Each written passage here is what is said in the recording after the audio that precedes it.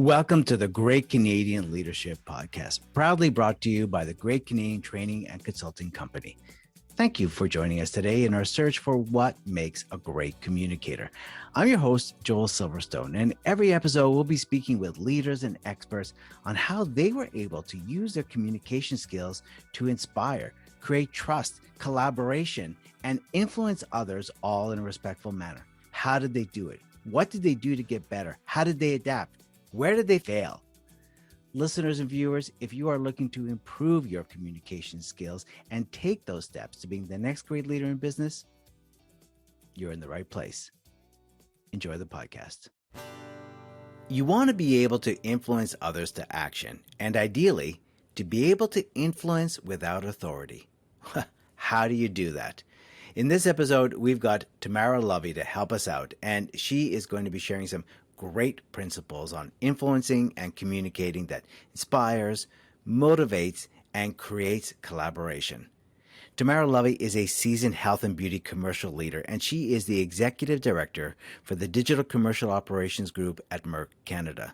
Tamara has a drive to deliver outstanding results, and her passion about building purpose-driven businesses and brands that really make a difference in the lives of people, leading to a significant positive impact on all the businesses that she has been involved with for the past 20 years with global leading organizations.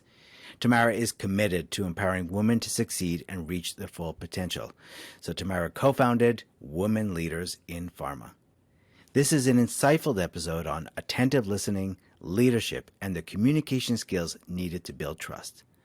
Let's meet Tamara. Et voila! Here we are, Tamara Lovi. It is so good to see you here. I am so excited to share today with our listeners your leadership journey, and really, as we're going to discuss influencing without authority, because I think whether you're a leader or not a leader, everybody would love to be able to know, your journey. How did you figure this out? And really maybe not the steps, but maybe, what do you go to? What's your go-to to figure these things out as we go? So if you're ready, let's begin this journey of influencing without authority.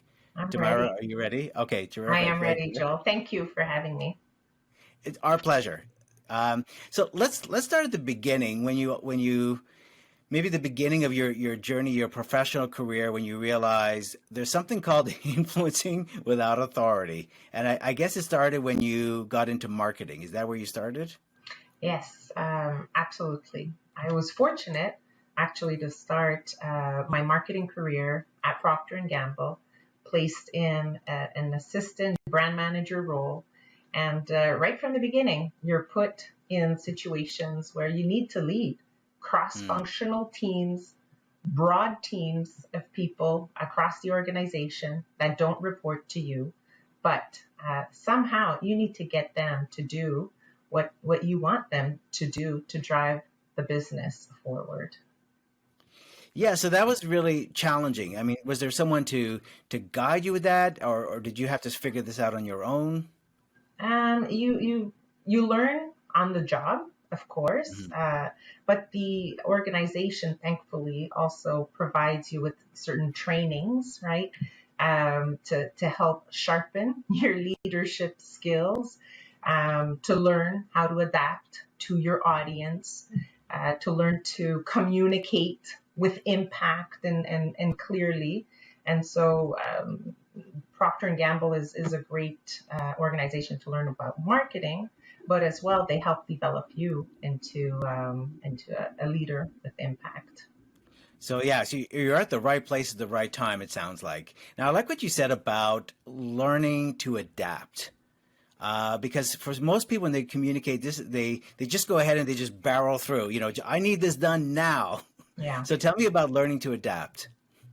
I mean, everybody has their own way of, their own preferences, how they want to do their work, how they like to absorb information. Some are more visual, some are more, they like to read, so, you need to understand these differences so that when you are communicating to a broad audience, you consider that variety, right? That might be in the audience, and how you need to accommodate for all of that. And then when you are more on a one-on-one basis with different individuals, then you really need to tailor as well your approach to that individual based on their level of expertise in their field, seniority, based on their own personalities, right? You need to think about all of that. And when you're starting in your career without that experience, often you're more obviously project focused, right? Very focused on tasks, listing out what has to get done, and likely not taking that much time to consider the individuals that need to perform those tasks and what's unique about them. And certainly early in my career, I wasn't taking that much time to get to know people. I was much more focused on the projects, the tasks, getting organized. And it didn't always go as well as it could have. Yeah, but and I'm sure but that's, and we'll get to the learnings, because this is how you become better in communication and how you become better as a leader. Is it's not all going to go smoothly at the beginning, but already you had this sense that yes, you're task oriented, and of course at the beginning you're feeling a lot of pressure. You want to get these accomplished. At the same time, what you realize is, as you said, some people are visual. Some people have more expertise. Some people you maybe need to, they need to think about it more. They need to analyze what you're saying. Sometimes you need to speak faster because they want it yesterday. So already learning that it's not necessarily how you want to be communicated with, but it's how they want to receive the communication.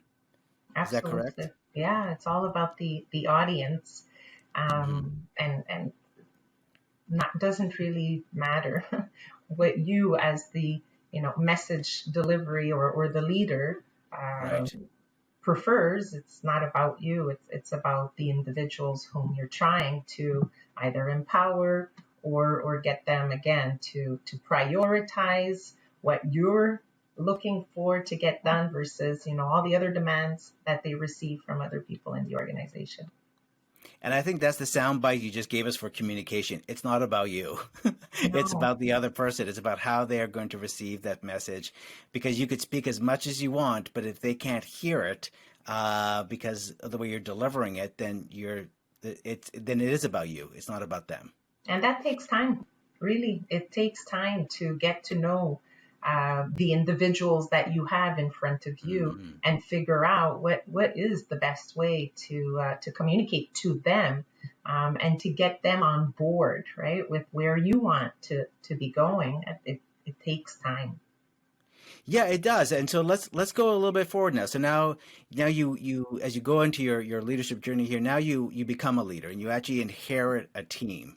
Yeah. Right. So what are your thoughts about that? That all of a sudden now you're actually responsible for managing a team, for motivating them. Yeah. So about, I would say, 6 years into Mhm. my marketing career is when I became a formal leader with a team of people. And so as a marketer and expert in my field, at first I continued a little bit with my approach of, knowing it all and kind Right. of telling people, here's what needs to get done and here's how to do it, and receiving presentations, and actually myself going in there and editing and changing their presentation because I thought I knew better. Um, and thankfully, the organization I was with at the time, which was with Abbott, they invested in their leaders with 360 reviews, for example, as well as coaching, so that we could improve ourselves. And for sure, my first 360 review from my employees, my peers, and it revealed that I wasn't as great of a leader as I aspired to be, and that I really needed to take some actions to improve my leadership style. Again, it's all normal, and I thank you for sharing this about, because even when we're not with a task, we can't help but be more objective focused and maybe missing that there's a human being in front of us and that they have wants and needs and fears and all that. And if we're not able to speak to that, and if we're just trying to get the task done, or maybe even make them seem smaller, maybe, or just maybe not even delegating, I guess. Here you have a team and it was a challenge to delegate. Hmm. Yeah, for sure. And through, work with my coach, thankfully, Hmm. I was given a coach to help me. I realized that I could be delegating more.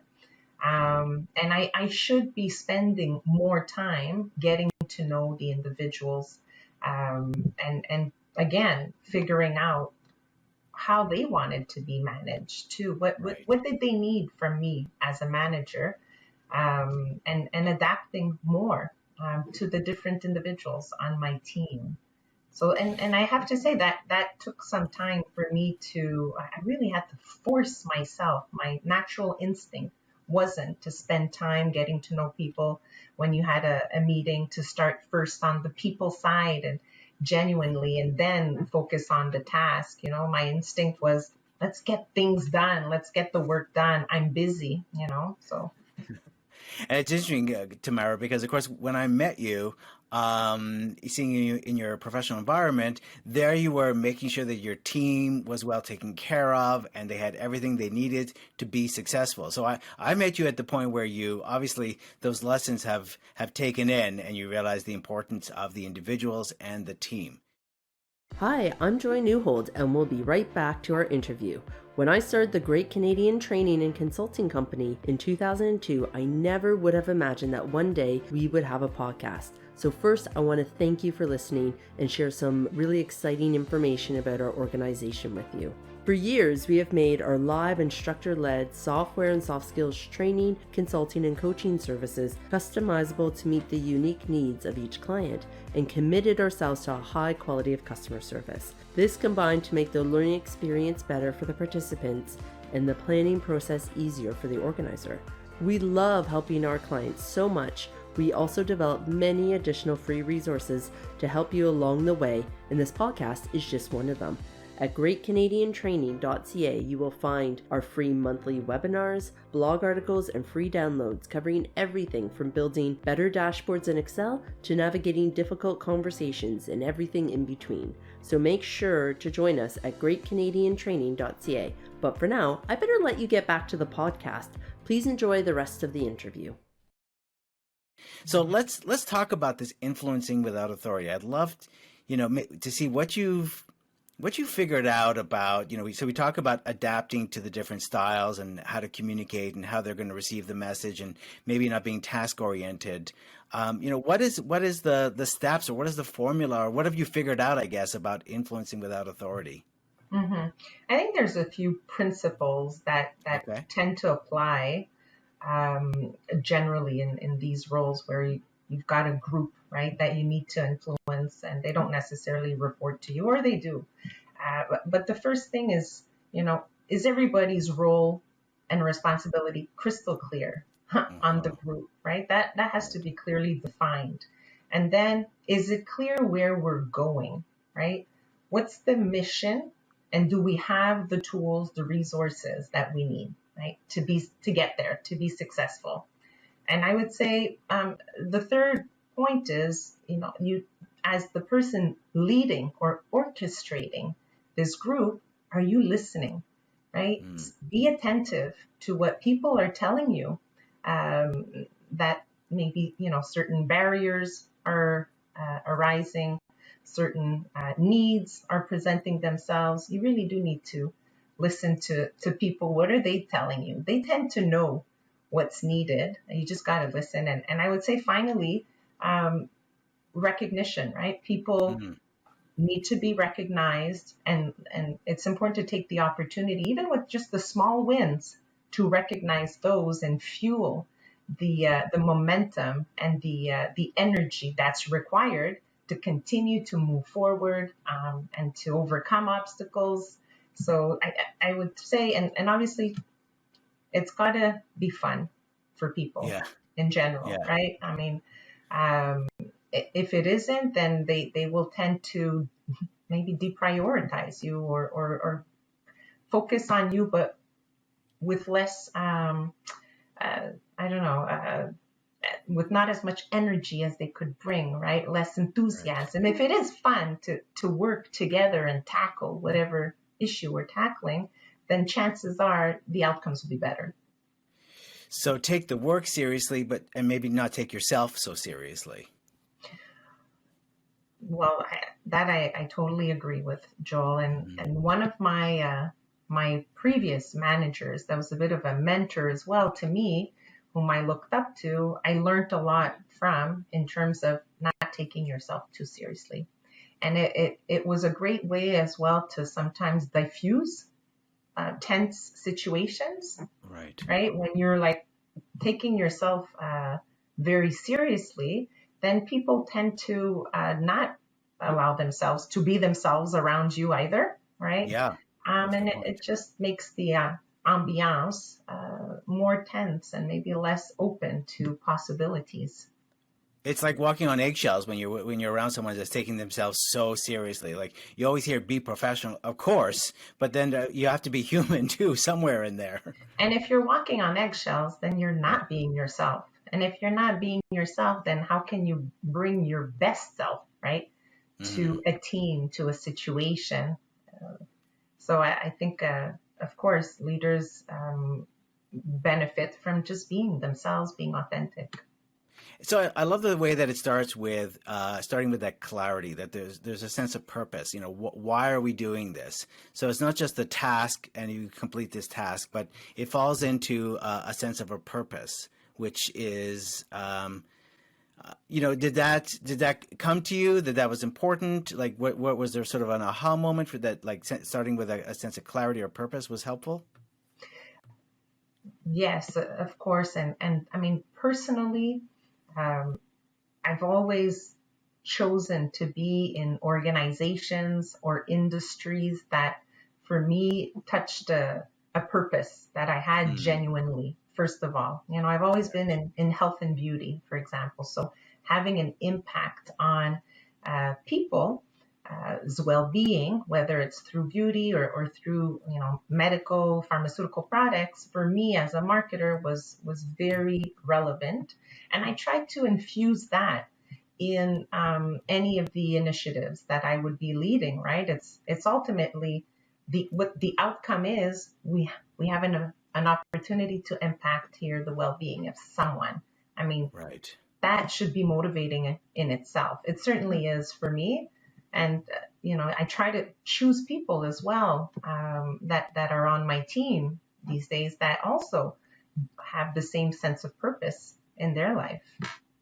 Yeah. I mean, again, it's like why storytelling works, because we the facts are good, but we need the facts, but we also need that imagination, I guess, that sense of purpose. Why are we doing this, and what is like what you said, what is the impact of what this is going to do? What is the effect that it's going to have? And that's, if you add fun to that, it's very motivating. If you're really listening to everyone, as you're saying, so everything you want, it sounds like what you're telling me, Tamara, is everything you want from another person is right in front of you. They're telling you what they need, what they want. But if you're too task oriented, you might be missing maybe the clues and cues that someone is giving in front of you. Absolutely. And so if you've surrounded yourself too, right, with people that are talented, that are knowledgeable in what they're doing, then and you don't listen to them, then either it's because you haven't hired the right people, Right. Or you're really doing yourself a disservice, right? Because they are the ones closest to the work, the task that's being performed. And if you believe in them, then listen to them. Well, that's collaboration, right? Yeah. It starts by listening to them. Absolutely. Tamara, let's go now to our little spot here in our show that we like to call Failure. Ta-da! And so what this is it's from the world of improvisation, where we celebrate our failures or turning points. Where do we learn something? And then if you want, Tamara, if you're ready, you'll share a turning point for you. Where was a failure for you? And if you want, you're more than welcome to go ta-da at the end Okay. of it. So Okay. if you're ready, what was a failure or a turning point for you where you really, it sounds like you shared a few with us, but maybe there's one that really stood out for you. Well, I would say my first 360 review as a young leader, where the results were not good, right? So, ta-da!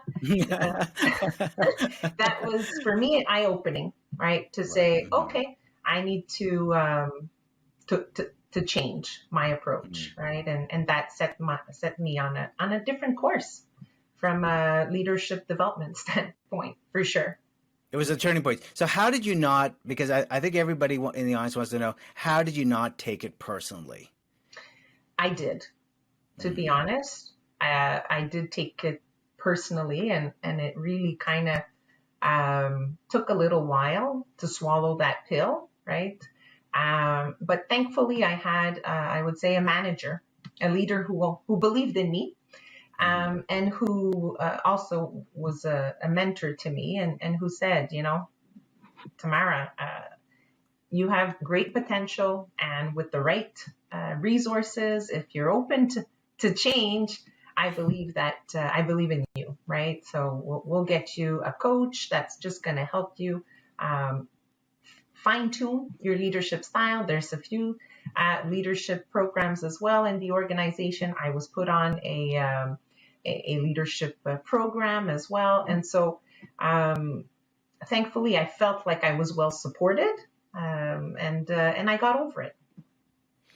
Yeah, it goes back to, you said you have to ask your teams for help every so often. You surround yourself by the right people and you ask for help. And now something you learned early on when someone showed genuine recognition in you and said, I believe in you, and then didn't dismiss it and said, okay, what are we going to do with this?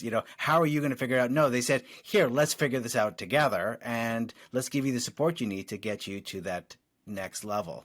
And Yeah, I'm gonna quote you, Tamara, here because you said to me just before we went on, you were talking about natural leaders aren't born to motivate and inspire.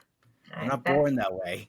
exactly. That's right. I don't think we're born. I mean, some maybe have some natural abilities, perhaps, but definitely it's something that you can learn.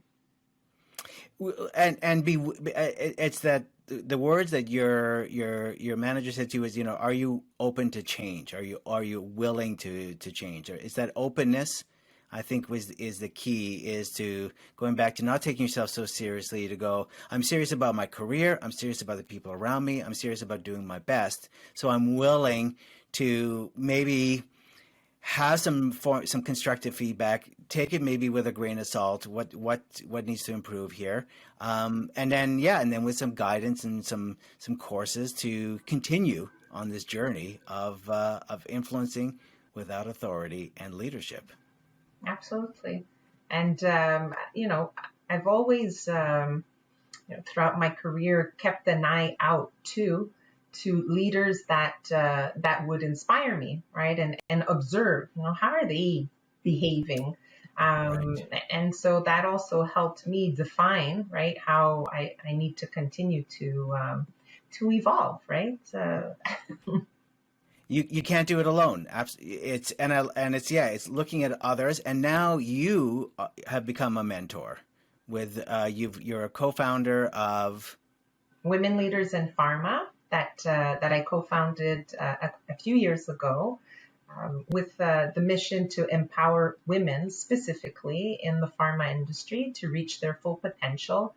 We have seen in the past some gender inequalities, right? And as you go up in organizations in more senior roles, you tend to start to see fewer women. And so I took the opportunity to, being in influencing roles myself, to try and change that. and so formed an association a few years back with women from the industry and different competing organizations, but that had the same passion that I did. And through Women Leaders in Pharma, we do offer mentorship and coaching as well as networking opportunities. But I also do mentorship with Merck, where I currently work. I'm enrolled in the formal mentorship program that we have. I believe a lot in mentorship, actually. I think that is a really valuable way to develop as a leader, but to develop future leaders as well. Again, you started with influencing the authorities about having a sense of purpose, and here you go. You found your purpose about being a mentor and sharing, what you have, what others have given to you, and also what you have, figured out very early on when you had to, as you said, speak to different people and learn. It wasn't about you; it was about how they needed to receive those communication and how they needed to be motivated and inspired. Yes, exactly. Tamara, thank you so much for being a guest on the Great Canadian Leadership Podcast. And it has been a pleasure to have you on. And we look forward to continuing to watch your journey. Now, if we wanted to reach out or connect with you or learn more about women leaders in pharma, what's the best way to connect with you, Tamara? Just to go online, we have a website, Women Leaders in Pharma, and there's the information there in order to contact us. Very easy. You'll see in the contact us section. Terrific. Thank you so much for being a guest on the show today. Thank you. It was my pleasure, Joel. Glad to connect again. Absolutely. And now it's time for our 3 stars, nos 3 étoiles. These are the 3 takeaways from today's episode that you can start to put into action. Number 1, it's not how you want to communicate, it's how they want to receive it. You have a message that wants to be heard. Well, then take the time to learn the best way to communicate it to them. Would it be helpful to them if you spoke faster, slower, maybe added some facts, or shared an anecdote? Remember, there's different communication styles to give and to receive. Number 2, attentive listening. Listen to what people are telling you. If you want to know more about the person that's right in front of you, then listen. It's all there. Number 3, you can't do it alone. Ask for coaching. Tamara shared her leadership challenges, and one of the things that was most beneficial was to get that coaching and mentorship that helped take her to the next level in her leadership. So, what's the next step? Well, if you're not sure where you can apply these 3 stars in your business, maybe even in your life, try this. Ask yourself the same question that one of Tamara's mentors asked her, and here it is. Are you open to make a change? When there's an opportunity to do something a little bit different that might take you to the next level or keep you in the same cycle, you have to decide in that moment, are you open to making a change? And if we look at our 3 stars, it could be a small change such as listening, maybe speaking a little bit faster, maybe even asking for feedback. That small change has a huge benefit. And really, when you make a change, what's the best that can happen? Enjoy. Thank you for joining us in our search for what makes a great communicator. If you enjoyed the show, then please leave a rating or review. Even better, subscribe to the Great Canadian Leadership Podcast and make sure you don't miss another episode. Let's stay connected. Follow us on Twitter or Instagram at GCT_Compuis. And if you'd like more information, free resources, or class schedules on everything from software to soft skills training, consulting, or coaching, then go on over to greatcanadiantraining.ca. Thank you, and we will see you next episode.